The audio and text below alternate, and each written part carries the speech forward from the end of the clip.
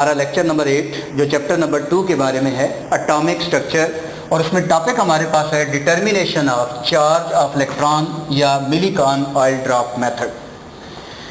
ये important question है, अक्सर एग्जाम में आया होता है। अगर आप चाहते हैं कि ये क्वेश्चन आपको आसानी से याद हो जाए तो इसकी डायग्राम को आपने फोकस करना है, जो डायग्राम में समझाऊंगा। इस डायग्राम को अगर आप समझ लें तो आप इसको अपनी वर्डिंग में भी लिख सकते हैं।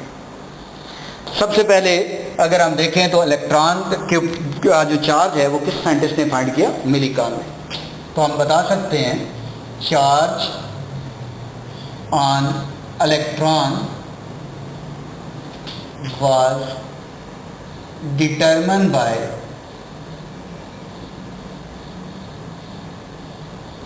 Millikan in 1909। अपरेटस इसमें कौन सा यूज होता है? Apparatus consist of metallic chamber. Apparatus consist of metallic chamber. Metal का बना हुआ एक कंटेनर है। Apparatus consist of metallic chamber, और इसके दो पार्ट होते हैं।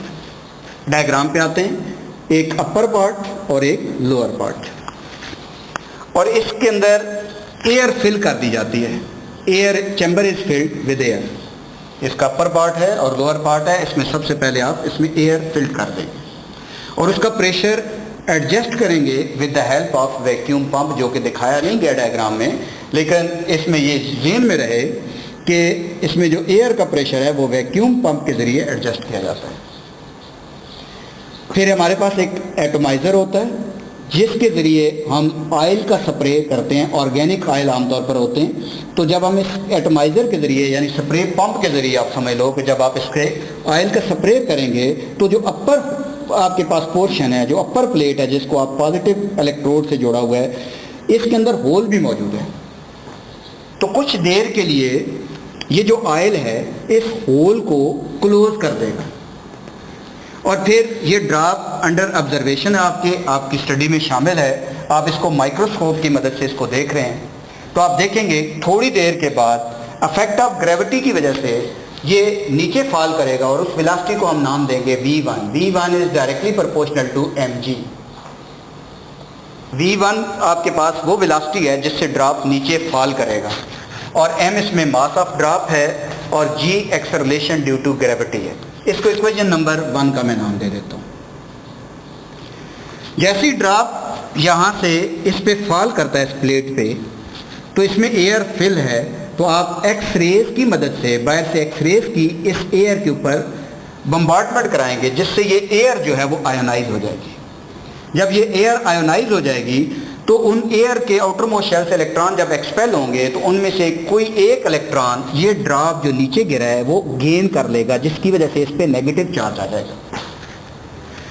फिर हम इलेक्ट्रिक फील्ड अप्लाई करेंगे। जैसे ही इलेक्ट्रिक फील्ड लगाएंगे तो अपर पार्ट जो है, अपर प्लेट पॉजिटिव है, लोअर प्लेट नेगेटिव है। जैसे ही इलेक्ट्रिक फील्ड लगाएंगे तो इस ड्रॉप पे नेगेटिव चार्ज है, ये अपर मूव करना शुरू कर देगा, और एक वो फोर्स होगी जो आप इलेक्ट्रिक फील्ड अप्लाई करेंगे, एक वो फोर्स होगी जिसे ऊपर की तरफ खींचेगी, और हमारे पास उस वक्त वेलोसिटी नोट की जाएगी और वो v2 होगी। v2 is directly proportional to e के साथ स्मॉल e हो जाएगा। कैपिटल E क्या है? स्ट्रेंथ ऑफ इलेक्ट्रिक फील्ड, जो आपने इलेक्ट्रिक फील्ड अप्लाई किया हुआ है। E के साथ जो स्मॉल e है वो क्या है? Charge on electron. बेसिकली ये अपवर्ड ड्राइविंग फोर्स है, ये वो फोर्स है जिससे ये ड्रॉप ऊपर की तरफ मूव करेगा। एक वो फोर्स है जो इसे नीचे की तरफ खींच रही है, वो इसमें से माइनस कर देंगे तो आपके पास v2 वेलोसिटी हो जाएगी, और ये आपके पास वो फोर्स है जिससे ड्रॉप नीचे की तरफ अट्रैक्ट हो रहा है। इसे इक्वेशन नंबर 2 का नाम दे देंगे। अब हम इन दोनों इक्वेशन को अगर आप डिवाइड कर दें तो v1 डिवाइडेड बाय v2, दोनों के साथ कांस्टेंट ऑलरेडी आते हैं, वापस में कैंसिल हो जाते हैं, तो आपके पास आ जाएगा mg डिवाइडेड बाय e के साथ स्मॉल e माइनस mg आ जाएगा। अगर आप v1 वेलोसिटी पुट कर दें, v2 वेलोसिटी पुट कर दें, मास ऑफ ड्रॉप पुट कर दें, g की कांस्टेंट वैल्यू पुट कर दें, स्ट्रेंथ ऑफ इलेक्ट्रिक फील्ड आप पुट कर दें, E की वैल्यू आप फाइंड कर सकते हैं क्योंकि बाकी तमाम वैल्यूज आपके पास मौजूद हैं। तो उस वक्त मिलीकान ने जो वैल्यू चार्ज ऑफ इलेक्ट्रॉन निकाली थी वो थी 1.6022 इंटू 10⁻⁻19 कूलम। एक तो ज़हन में रहे कि यहाँ ड्रॉप बहुत सारे और भी हो सकते हैं। ये हम उस ड्रॉप को स्टडी कर रहे हैं जिसने एक इलेक्ट्रॉन गेन किया। कुछ ड्रॉप ऐसे होंगे जिन्होंने 2 इलेक्ट्रॉन गेन किए होंगे, उनकी चार्ज की वैल्यू डबल हो जाएगी। कुछ ऐसे भी हो सकते हैं जिन्होंने 3 जो है इलेक्ट्रॉन गेन कर लिए, उनकी चार्ज की वैल्यू कुछ और हो जाएगी। तो इसी तरीके से हमने चार्ज एंड इलेक्ट्रॉन फाइंड कर दिया। तो ये हमारे पास एक क्वेश्चन था कि हमारे पास एक मेटालिक चैम्बर है, उसके 2 पार्ट हैं, एक अपर पार्ट है, एक लोअर पार्ट है। अपर पार्ट के अंदर होल मौजूद है, ऑयल का स्प्रे हम करते हैं, कुछ देर के लिए ये होल क्लोज हो जाता है। इस होल को हम स्टडी कर रहे हैं with the help of microscope, जिससे हम वेलोसिटी V1 और V2 नोट करेंगे। और जैसे ही ये आर्क लैंप इसलिए यूज़ किया गया ताकि यहाँ की पोजीशन को, यहाँ पोर्शन को इल्यूमिनेट किया जा सके, रोशन किया जा सके। जैसे ही ड्रॉप नीचे गिरता है उस वेलोसिटी को V1 कहते हैं। V1 डायरेक्टली प्रोपोर्शनल है mg के।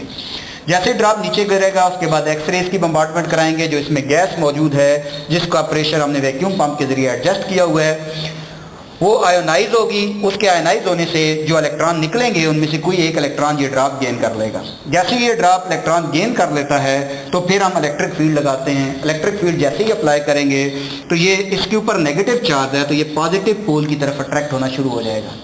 और जैसे ही इलेक्ट्रिक फील्ड लगाएंगे तो वो V2 वेलोसिटी होगी और वो E के साथ स्मॉल e माइनस mg आ जाएगा। और उसके बाद इक्वेशन 1 और 2 को डिवाइड करेंगे, बाकी तमाम की वैल्यूज पुट करेंगे तो चार्ज ऑफ इलेक्ट्रॉन आपके पास आ जाएगा। नेक्स्ट टॉपिक हमारे पास है determination of mass of electron. Next topic determination of mass of electron.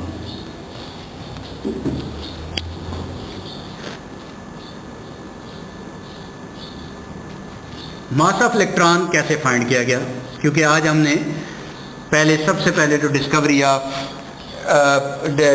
Electron पढ़ी, फिर E/m वैल्यू पढ़ी, फिर चार्ज की वैल्यू इलेक्ट्रॉन की क्या होती है। अब मास ऑफ इलेक्ट्रॉन की तरफ हम जा रहे हैं। मास ऑफ इलेक्ट्रॉन हमने फाइंड करना है। हमें इतना पता है कि E/m वैल्यू किसने फाइंड की, जे थॉमसन ने।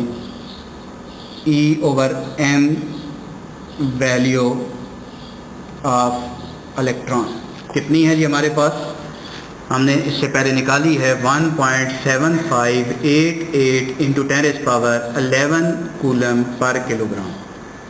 ये E/m वैल्यू है। चार्ज की वैल्यू अभी हमने मिलीकान ने फाइंड की, तो चार्ज ऑन इलेक्ट्रॉन,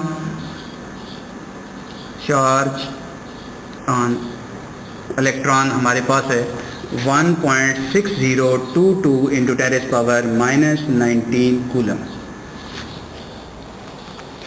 अब हमें फाइंड क्या करना है, मास चाहिए, मास ऑफ इलेक्ट्रॉन। तो हम E/m वैल्यू लिख देते हैं। E/m वैल्यू हमारे पास है 1.7588 इंटू 10⁻11 कूलम पर किलोग्राम। इसमें अगर हम चार्ज की वैल्यू पुट कर दें मास निकल सकता है।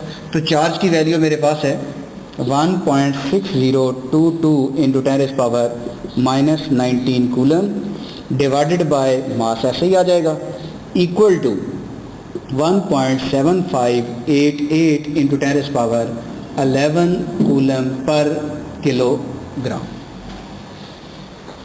यहाँ पे जब हम पहुँच गए, अब हमें मास ऑफ इलेक्ट्रॉन चाहिए। तो मास ऑफ इलेक्ट्रॉन के लिए इसको उधर ले जाएं, तो ये आ जाएगा mass of electron 1.6022 into 10⁻⁻19 coulomb divided bye, ये इसके नीचे डिवाइड हो जाएगा, 1.7588 इंटू 10⁻11 कूलम पर किलोग्राम। कूलम कूलम से कैंसिल हो जाता है। जब ये कूलम कूलम से कैंसिल हो जाएगा तो मास ऑफ इलेक्ट्रॉन हमारे पास आ जाएगा। जब हम इसको डिवाइड करते हैं तो डिवाइड करने पे मास ऑफ इलेक्ट्रॉन हमारे पास आ जाता है। मास ऑफ इलेक्ट्रॉन आएगा 9.1 इंटू 10⁻⁻31 किलोग्राम।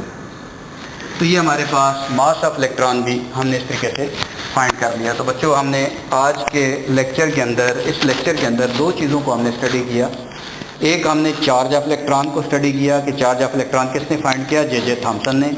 और एक मास ऑफ इलेक्ट्रॉन हमने स्टडी किया कि 2 चीज़ें अगर हमें पता हो, चार्ज टू मास रेशो पता हो और चार्ज एंड इलेक्ट्रॉन पता हो तो हम मास इस तरीके से फाइंड कर सकते हैं। तो उम्मीद है कि आप लोगों को अच्छा समझ आया।